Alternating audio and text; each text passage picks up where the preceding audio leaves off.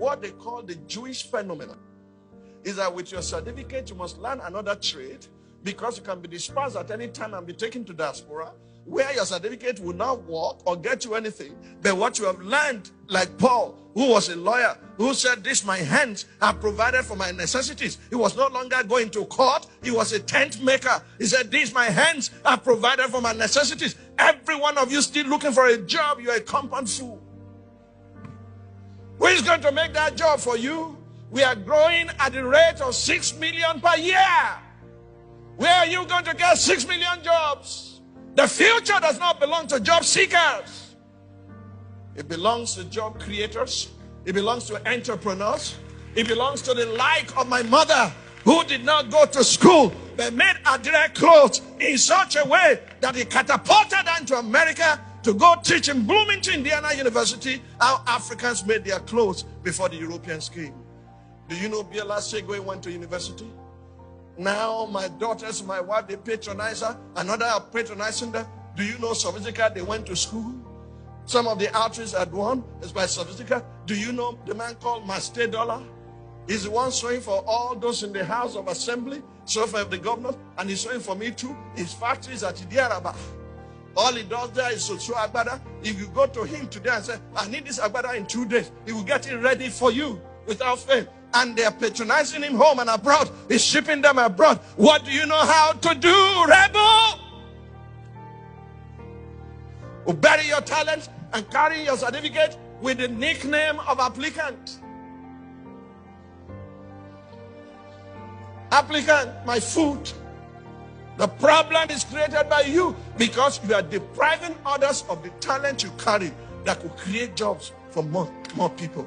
Government cannot keep on employing people. That's not their job. In fact, the civil service should be slashed. We have an over-bloated government. It should be slashed, and let us empower our citizens, introduce them to what they call Jewish phenomenon, so that everyone has a trade. Do you know everyone called by Jesus was either a fisherman or a task? They had something to do. Joseph said to his brothers when they arrived in Egypt, he said, "I'm taking you before Pharaoh tomorrow, and Pharaoh will only ask you one question, not what is your certificate? What diploma did you receive? He will ask you, what is your occupation?" Lazy man that comes to church, and when you are going home, you are asking for money for transportation. What can you do with your hands that you can provide for your family? Who do we need to turn this man around? We need Bezalels and Aholiabs, multi-talented people who are gifted by God, who are creative geniuses, who can then teach others. Do you know how many people employed by Master Dollar? Employed by Sophistica? Do you know how many people are into Nollywood today? Do you know how many have become masters of ceremony and they're earning a living? And you consider those jobs beneath you, but you're still an applicant. You can't feed your family. You have lost the faith. You are worse than an infidel. Your hand must provide for your necessity. And then you have a message for the area boys. You can teach them, say, "Look at me. See what God has done with my life. He can do same with yours."